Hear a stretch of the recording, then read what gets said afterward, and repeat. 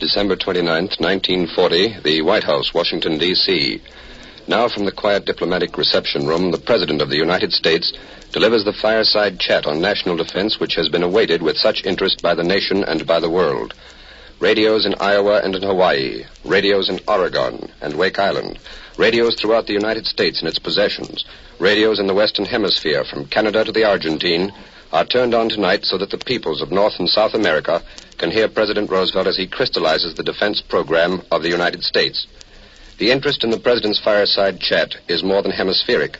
Columbia's correspondents in Great Britain, Germany, and Japan reported tonight that those nations, too, would be listening for this address. So, for Europe, CBS shortwave stations will relay translations or summaries in 6 languages. And now, ladies and gentlemen, the President of the United States. My friends, this is not a fireside chat on war. It is a talk on national security. Because the nub of the whole purpose of your president is to keep you now and your children later and your grandchildren much later out of a last-ditch war for the preservation of American independence and all of the things that American independence means to you and to me and to ours. Tonight, in the presence of a world crisis, my mind goes back 8 years to a night in the midst of a domestic crisis. It was a time when the wheels of American industry were grinding to a full stop, when the whole banking system of our country had ceased to function. I well remember that while I sat in my study in the White House, preparing to talk with the people of the United States, I had before my eyes the picture of all those Americans with whom I was talking.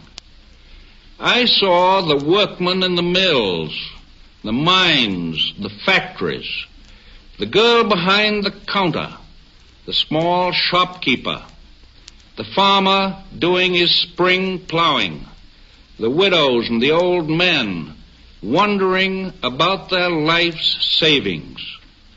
I tried to convey to the great mass of American people what the banking crisis meant to them in their daily lives.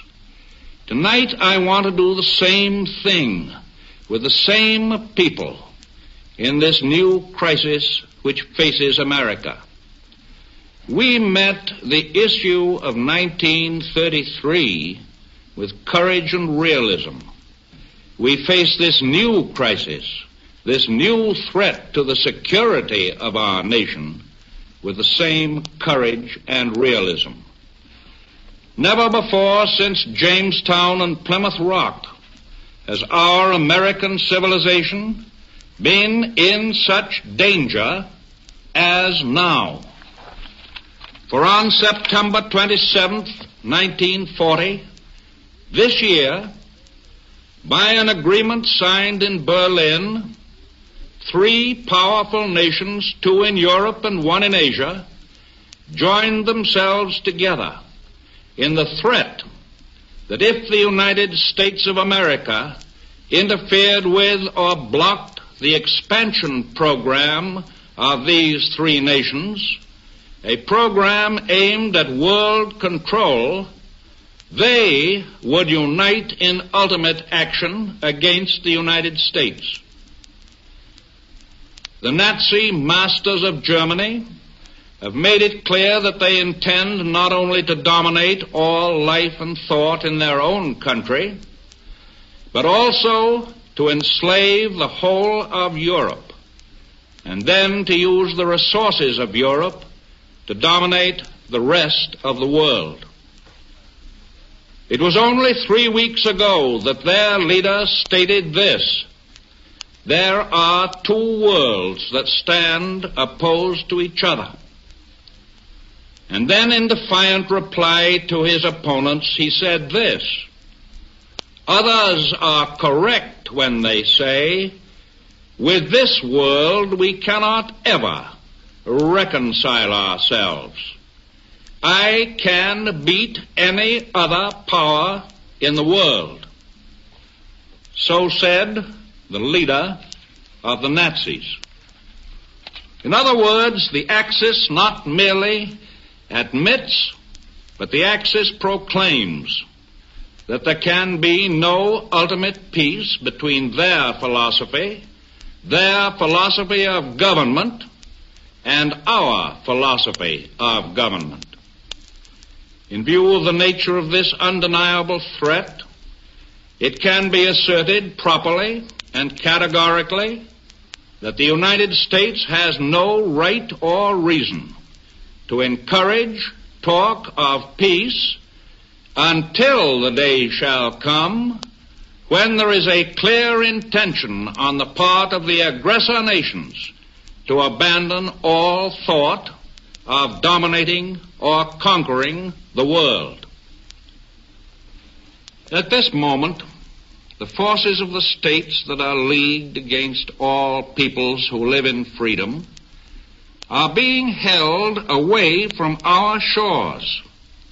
The Germans and the Italians are being blocked on the other side of the Atlantic by the British and by the Greeks and by thousands of soldiers and sailors who are able to escape from subjugated countries.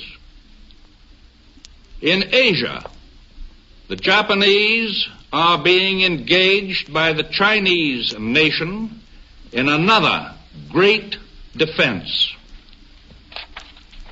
In the Pacific Ocean is our fleet.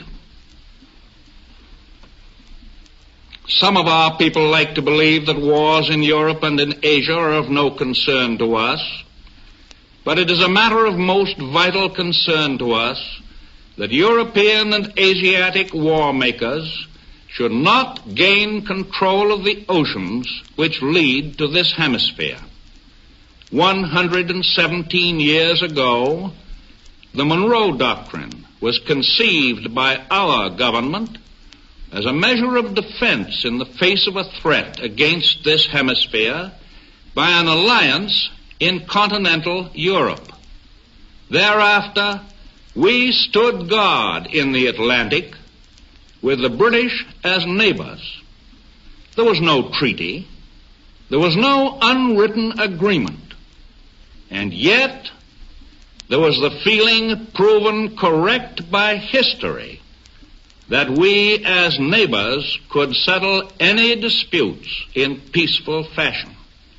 And the fact is that during the whole of this time, the Western Hemisphere has remained free from aggression from Europe or from Asia.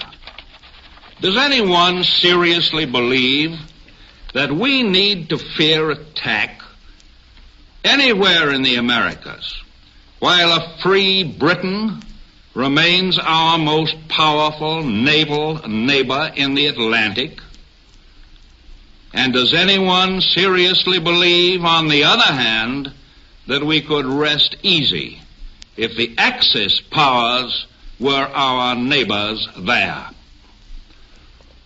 If Great Britain goes down, the Axis powers will control the continents of Europe, Asia, Africa, Australasia, and the high seas, and they will be in a position to bring enormous military and naval resources against this hemisphere.